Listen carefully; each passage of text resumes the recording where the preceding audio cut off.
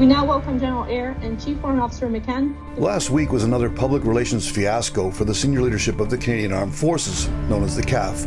Ottawa Citizen defense reporter David Puglisi released a story with the headline, "Soldiers Leaving Canadian Forces Over Toxic Leadership, Top Advisor Warns."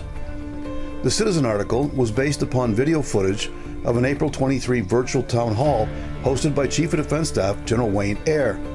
It is time to target what exactly D&D tried to hide from the public regarding their own toxic leadership. The April 23 virtual video event was for the CAF's top military leaders to discuss the Liberal government's recently released defense policy update. An official request by the Ottawa Citizen for a copy of that video was initially denied by the Department of National Defense with the explanation that it was for internal use only. Hello everybody, bonjour tout le monde. However, a copy of the video had already been leaked to Puglisi by an anonymous source. Most likely this footage was provided to the Citizen by a military member who had grown frustrated with the senior brass's attempts to clamp down on information that could be considered embarrassing to the senior leadership of the CAF. In this case, it was a blunt assessment from the Canadian Forces Chief Warrant Officer Bob McCann.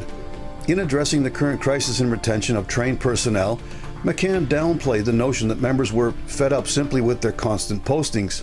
A lot of our members leave this organization, not necessarily because they're not going where they want to be. They leave because of toxic leadership or bad leadership. And this is one aspect that we need to address if we're going to support our members better as they serve. For Chief Warrant Officer McCann to make this statement to those very same toxic leaders while seated next to CDS Eyre, the very individual whom he directly advises, is ballsy in the extreme. It is a true litmus test of how far morale in the CAF has plummeted when the senior individual representing the concerns of the non-commissioned ranks tells the general officers and flag officers that their toxic leadership is to blame for the exodus. The fact that their first reaction was to try and prevent those video comments from being made public indicates that McCann's words fell on deaf ears. The story broke during the annual CanSec Defense Show in Ottawa, where the defense industry showcased their wares to the CAF and government procurement officials. This year's event drew a record 7,200 attendees on the first day alone, creating essentially the world's biggest water cooler. Given the composition of the crowd, mostly serving and retired senior officers, the toxic leadership story generated plenty of discussion. Perhaps somewhat unfairly, a lot of the focus was on soon-to-be retired CDS General Eyre. Many of us have grown up with an ingrained view of what a traditional sailor, soldier, or aviator must look like.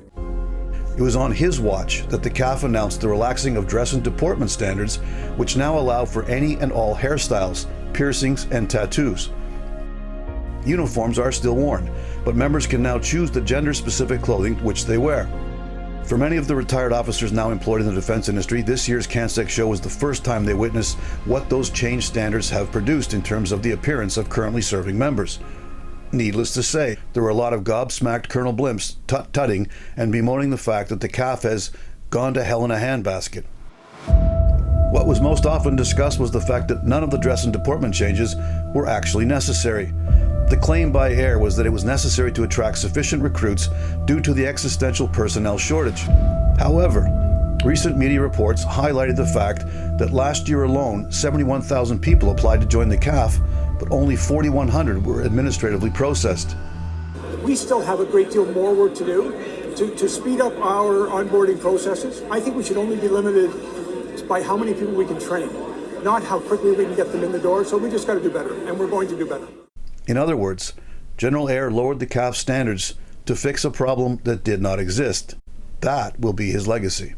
There is much more to do than the tenure of any one CDS. It is anticipated that General Eyre's yet-to-be-named successor will re-establish more professional dress and deportment standards shortly after they assume office later this summer. This has been On Target. I'm Scott Taylor.